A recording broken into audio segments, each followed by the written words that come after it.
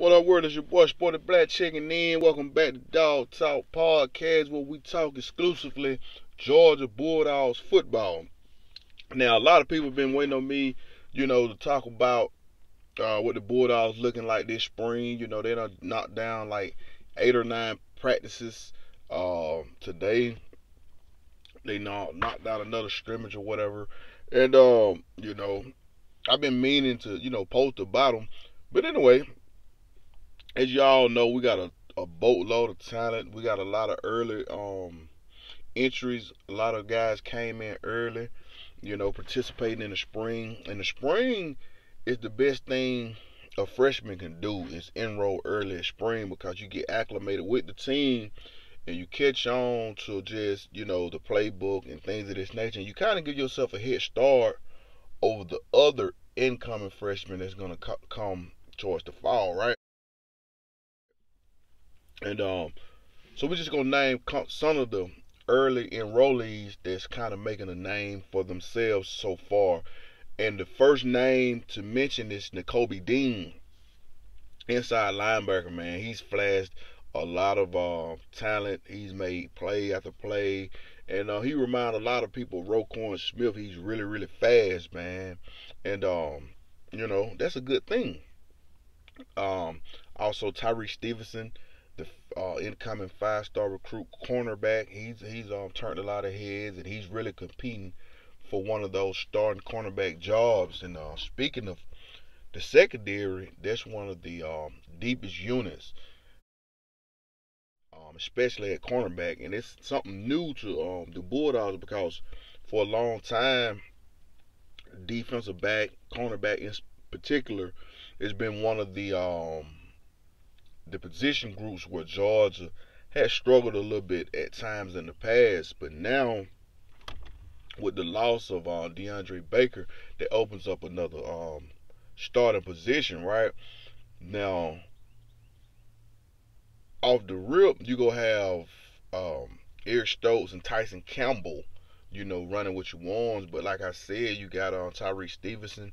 He putting a lot of pressure on those guys, as well as the other new kid, DJ Daniel, who was like the number 2 cornerback recruit in JUCO last year, right? So both of those guys provide a lot of depth to the defensive back position, man. So, and all of those guys are kind of tall, all of them are over 6 feet tall. They're pretty big. So that's what you want. You know what I mean? You want some tall defensive backs that's fast and physical and very instinctive.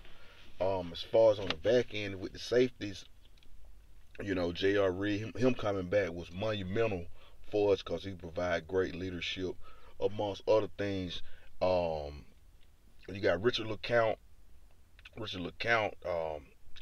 Me personally, I think he's solid, but I don't really, honestly, I rather see Otis Reese starting right there. That's just me personally because I think although LeCount is talented and very instinctive, for one, I feel like he's too small and he misses way too many tackles.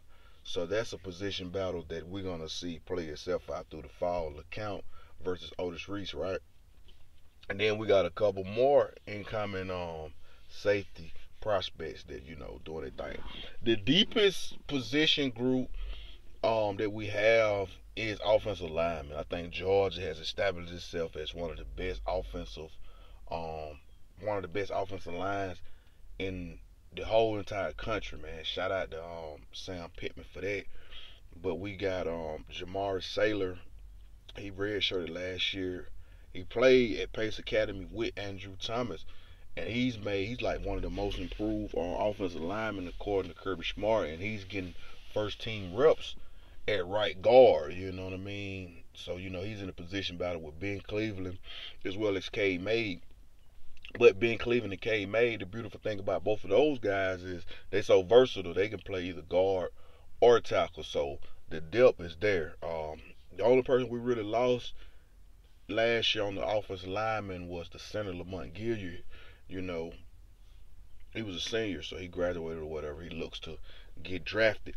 So we got Trey Hill, a former teammate of Jake Fromm, playing at center. So I feel comfortable with Trey Hill. He played at center a little bit last year whenever Lamont Gilliard, you know what I mean, was going through some injuries or whatever. But the fact that him and Jake Fromm already got a lot of, you know, history and chemistry between each other, that's a great thing. You want to have the quarterback and center um, combination to be a good one. So I feel good about the offensive line. Um, Wide receiver would be the group where we have the least experience returning because we lost so many players. We lost like three guys that went to the combine.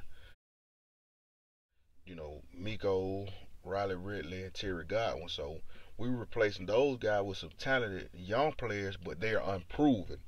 You know, so the main guys to look for off the rip would be Tyler Simmons, J.J. Holliman, you know, and hopefully D-Rod, Demetrius Robinson. I think this is year to step up and really do something big this year here. And then we got a couple incoming five-star recruits like Pickens and Dominique Blaylock, but they ain't got here yet. So the ones that at spring that's turning heads would be Matt Landers. He's like 6'5". I feel like he ready to step up and contribute this year. Tommy Bush, he's another tall 6'5", 6'6" receiver. He's ready to step up and contribute. And as well as Kearis Jackson, he's another receiver that's ready to step up and contribute. Kind of thin at tight end right now because Luke Cage, no, Luke Ford, he transferred. Isaac Nauta left early, and then I think we had like Kenneth Harris. I think that's his name. He graduated, and we only brought in like one. When you lose three tight ends and only bring in one new one, yeah, you kind of behind on depth at that. Of course, at running back, we still got a lot of depth there. Zamir White is still, you know, trying to get healthier, you know, so hopefully this fall he'll be ready to go. We got DeAndre Swift. He looked to compete for Heisman this year, so he's gonna be playing at a high level. Brian Harrion, you know, he's looking really, really good. James Cook looks good, and he provides enough versatility with the return game and helping us in the receiving game. So look for him to have a bigger role this year. So you know, just overall, I'm excited, you know, about this year's team because it's real talented. It's a young team again, but it's like this team, these young players from last year, they got an extra year, you know, of experience as well as the great recruiting class that we recruited this year. So I think we're gonna put a good team on the field.